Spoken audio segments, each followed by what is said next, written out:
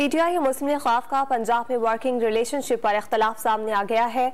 पंजाब काबीना के इजलास की अंदरूनी कहानी सामने आई है। वजीर खुराक हसनैन बहादुर दरेशक और परवेज इलाही में सख्त जुमलों का तबादला हुआ, जिसके बाद हसनैन बहादुर दरेशक ने वजारत से इस्तीफा दे दिया है।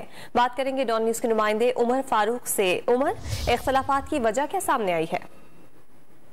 जी, गुज़श्ता शाम को पंजाब काबीना का इजलास हुआ, जो कि परवेज इलाही की ज़ेर सदारत हुआ और हसनैन बहादुर दरेशक भी बतौर वजीर खुराक उसमें शरीक हुए।